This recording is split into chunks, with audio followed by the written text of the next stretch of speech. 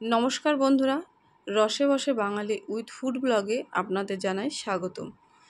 আজকে আমি নিয়ে এসেছি একদম সিম্পলভাবে একদম অল্প মশলা দিয়ে চিকেনের পাতলা ঝোল। চলুন দেখে নিই কীভাবে এই চিকেনের পাতলা ঝোল রান্না করলাম। এই গরমের সময় এইরকম চিকেনের পাতলা ঝোল খেতে কিন্তু দারুণ লাগে আর খুবই টেস্টি হয়। তো চলুন দেখে নিই। এখানে আমি 1 কিলো চিকেন নিয়ে নিয়েছি, ভালো করে ধুয়ে নিয়েছি। চিকেনটাকে আমি সমস্ত মশলা মেখে রেখে দেবো। তো প্রথমেই একটা বড় থেকে পেঁয়াজ আমি বেটে নিয়েছি, সেটা দিয়ে দিলাম। আর দিয়ে দিলাম রসুন বাটা, আর দিয়ে দেবো আদা বাটা। এবার দিয়ে দেবো হলুদ গুঁড়ো পরিমাণ মতো, লবণ দিয়ে দেবো স্বাদ মতো, যতটা প্রয়োজন ঠিক ততটাই লবণ দিতে হবে। লবণের পরিমাণটা অবশ্যই বুঝে দিতে হবে। আর দিয়ে দেবো অল্প জিরের গুঁড়ো। চিকেনের মধ্যে যদি সমস্ত মশলা মাখিয়ে রেখে দেওয়া যায় 15 থেকে 20 মিনিট পর্যন্ত, তাহলে মাংসের টেস্টটা দারুণ হয়, দ্বিগুণ হয়। আর দিয়ে দিলাম সর্ষের তেল, বেশ কিছুটা সর্ষের তেল, আর 1 চামচ টক দই। ভালো করে মাখিয়ে নেব। এভাবে পুরো মশলাটাকে মাংসের সাথে ভালো করে মাখিয়ে নেব। মাখিয়ে আমি 15 থেকে 20 মিনিট পর্যন্ত ম্যারিনেশন হওয়ার জন্য রেখে দেব। মাংসটা যদি এইভাবে মেখে রাখা যায় তাহলে মাংসের মধ্যে মশলাটা ঢুকবে আর খেতেও দারুণ হবে। আর সবার শেষে দিয়ে দিচ্ছি লঙ্কার গুঁড়ো 1 চামচ। তো এখানে কড়াই বসিয়ে দিয়ে কিছুটা পরিমাণ সর্ষের তেল দিয়ে দিলাম। সর্ষের তেলটা দিয়ে একটু গরম করে আমি বেশ কিছুটা আলু বড় বড় করে কেটে নিয়েছি। আলুগুলো লবণ আর হলুদ দিয়ে ভালো করে ভেজে তুলে নেব। চিকেনের পাতলা ঝোল রান্না করব আর তাতে আলু পড়বে না, সেটা হতেই পারে না। মাংসের ঝোলের আলু খেতে কিন্তু দারুণ লাগে, আমার তো খুবই প্রিয়। আমার মতো এরকম মাংসের ঝোলের আলু খেতে কে কে পছন্দ করেন অবশ্যই কমেন্টে জানাবেন। আলুগুলো প্রায় ভাজা হয়ে গেছে, আরও কিছুক্ষণ আর একটু আলুটা ভেজে তুলে নেব। রসে বসে বাঙালি উইথ ফুড ব্লগ চ্যানেলটিকে সাবস্ক্রাইব করে আমার পাশে থাকবেন, আর পাশে থাকা বেল আইকনটি অবশ্যই প্রেস করে রাখবেন যাতে নতুন ভিডিও আপনার কাছে সবার আগে পৌঁছে যায়। তো আলুগুলো ভাজা হয়ে গেছে, তুলে নিচ্ছি। আর ওই তেলেই দিয়ে দিচ্ছি 3টে এলাচ আর 2 টুকরো দারচিনি। এবার দিয়ে দেবো আমি এখানে বড় থেকে 3টে পেঁয়াজ কুচিয়ে নিয়েছি।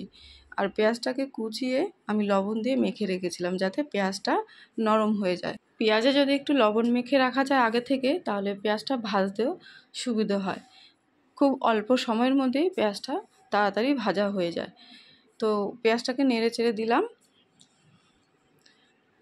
দেখুন অনেকটাই লাল হয়ে গেছে, আমি আরও একটু লাল করে ভেজে নেব। পেঁয়াজটা যদি লাল করে ভাজা যায় তাহলে মাংসের ঝোলের রঙটাও খুব সুন্দর হয়, বেশ লাল হয়।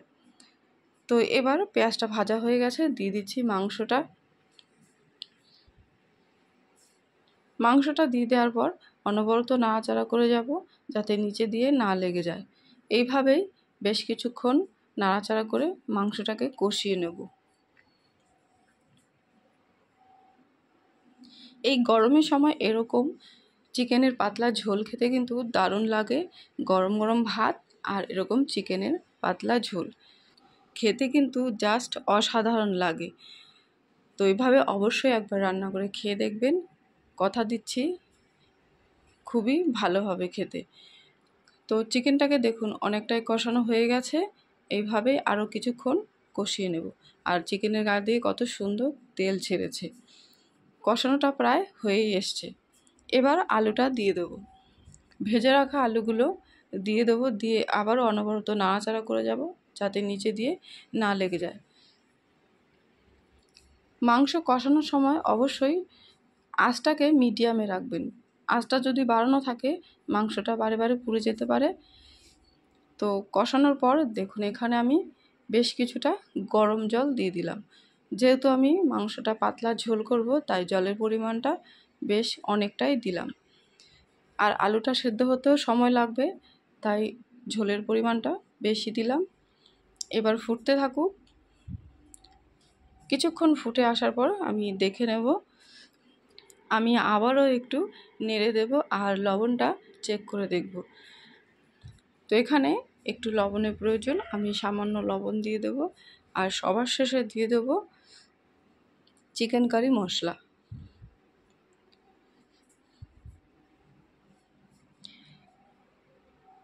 এখানে 1 চামচ পরিমাণ মতো আমি চিকেন কারি মশলা দিয়ে দিয়েছি। ভালো করে মিশিয়ে নেব। এইভাবে নেড়েচেড়ে ভালো করে মিশিয়ে নেব।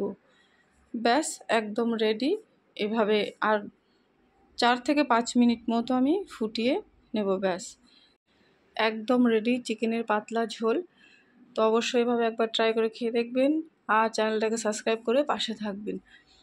আজকের ভিডিওটা এখানেই শেষ করছি। আর অবশ্যই কমেন্টে জানাবেন আজকের রেসিপিটা কেমন হলো। তো আবারও দেখা হবে নতুন ভিডিওর সাথে, নতুন রেসিপির সাথে। সবাই ভালো থাকবেন, সুস্থ থাকবেন।